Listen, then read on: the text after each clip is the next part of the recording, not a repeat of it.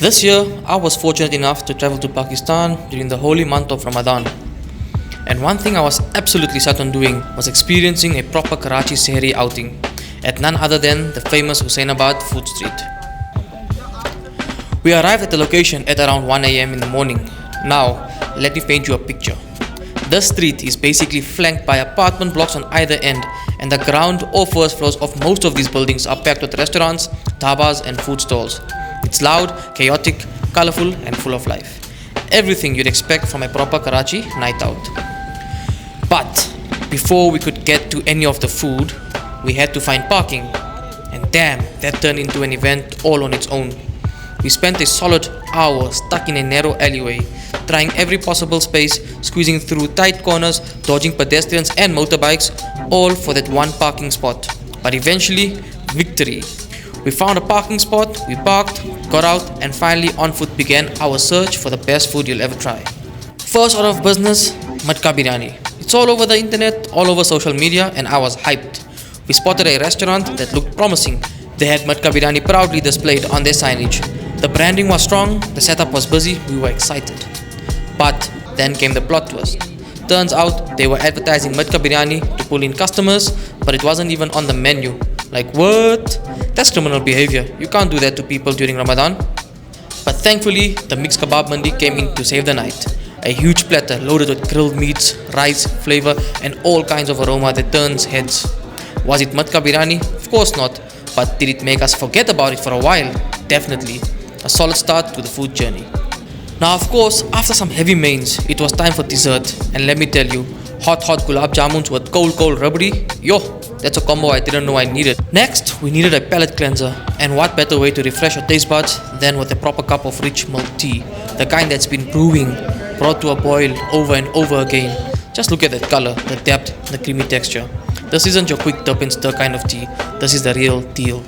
One sip and I was all reset. But back to business. We hadn't given up on our Matka dreams. Since Matka Biryani failed us, we decided to try out some Matka fries instead. And let me tell you, they came through. We went for two versions, the jalapeno Matka fries and the cheesy handi fries. Now this isn't just fries with toppings. There are layers and layers of sauce, meat, cheese, all buried inside the Matka. It's a whole process.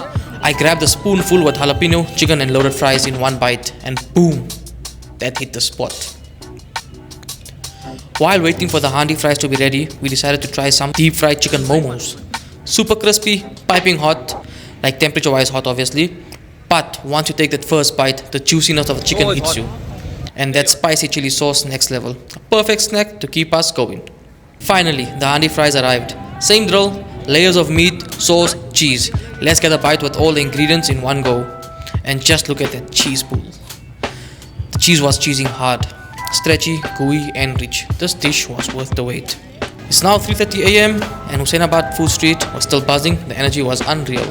Next stop, something I only heard of but had to try. The world famous Shaami Anda Burger. Watching it being made was an experience in itself. The sizzle of the patty, the crackle of the egg, the layering of chutneys and sauces all inside a bun toasted to perfection. First bite and wow, this exceeded my expectations. Like who knew a lentil patty with a fried egg inside a burger could taste this good. Time to cool down again, and what better than a classic lassi. Now I've tried lassi back in South Africa once and honestly I wasn't a fan. But this one slept. It was thick, creamy, sweet. But I'm not gonna lie, the amount of sugar the guy added, insane. Like handfuls, but somehow it worked. And finally, to really close off the night, we went for some paan. Now here's where it got interesting. The paan guy insisted on feeding us, like hand to mouth, and for a second I honestly thought he wanted me to lick his fingers.